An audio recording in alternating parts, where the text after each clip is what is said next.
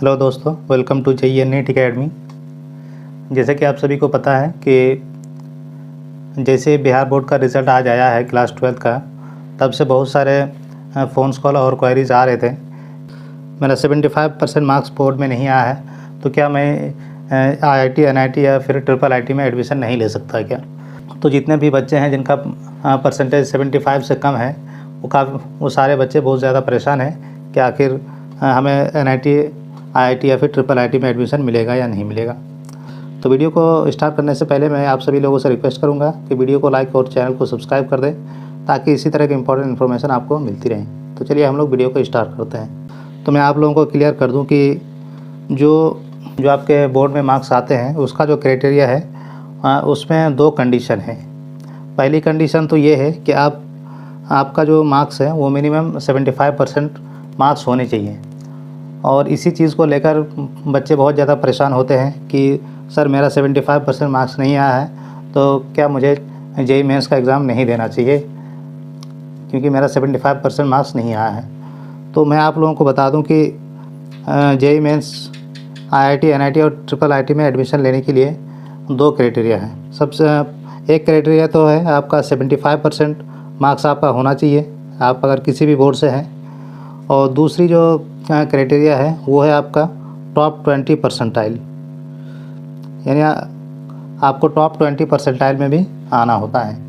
तो इन दोनों में से किसी भी एक क्राइटेरिया को आप फुलफ़िल करते हैं तो आप IIT NIT और IIIT में एडमिशन लेने के लिए एलिजिबल हैं, अगर आप JEE मेंस या फिर JEE एडवांस में अच्छा रैंक ले आते हैं तो पहला जो आपका कंडीशन है वो तो है आपका 75% आपका किसी भी बोर्ड से होना चाहिए।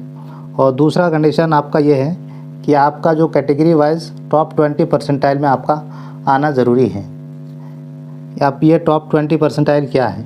टॉप 20 परसेंटाइल आपका है कि आपने बोर्ड में जिस भी बोर्ड से एग्ज़ाम दिया है। फॉर एग्ज़ाम्पल के लिए अभी बिहार बोर्ड का रिज़ल्ट आया, तो हम मान लेते हैं कि जनरल कैटेगरी के बच्चे 1 लाख बच्चों ने 1 लाख बच्चों ने एग्ज़ाम दिया, तो टॉप 20 परसेंटाइल मीन्स कि आपका जो रैंक है वो 20,000 के अंदर होना चाहिए आपका रैंक।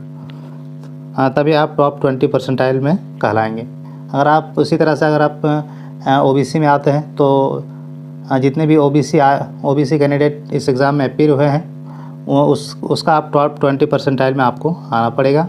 अगर आप SC कैटेगरी से आते हैं, SC कैटेगरी से है, तो आपका रिस्पेक्टिव कैटेगरी में टॉप 20 परसेंटाइल में आपको आना ज़रूरी है। तब जाकर आप अगर आपका 75% मार्क्स नहीं आया है तो भी आप IIT IIIT और NIT में एडमिशन ले सकते हैं। तो चूँकि अभी इस साल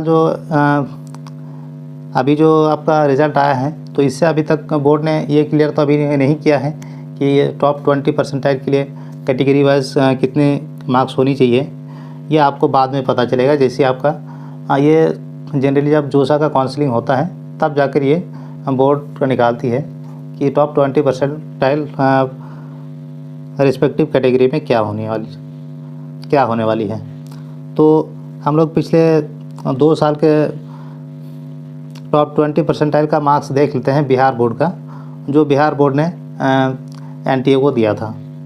तो इस साल तो अभी नहीं दिया है, ये आपका 2023 का है, ये आपका 2023 का है, ये आपका 2022 का है।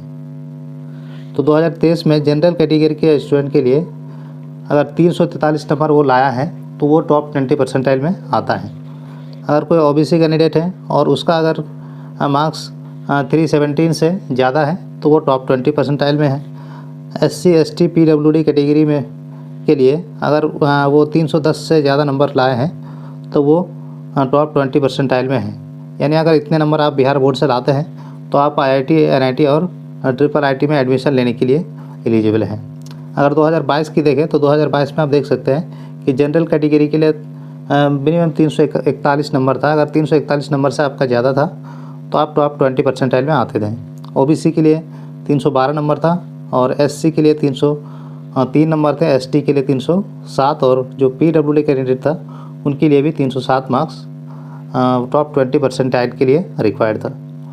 तो आपको इससे घबराने की ज़रूरत नहीं है कि आपका टॉप 20 परसेंटाइल में आया है या नहीं आया है, क्योंकि बिहार बोर्ड में आप अगर 60% से भी आपका ज़्यादा आया है तो आप मान के चल सकते हैं तो आप मान के चल सकते हैं कि आप IIT NIT और IIIT में एडमिशन लेने के लिए एलिजिबल हैं, बशर्ते कि आपने JEE मेंस और JEE एडवांस में अच्छा स्कोर किया हो।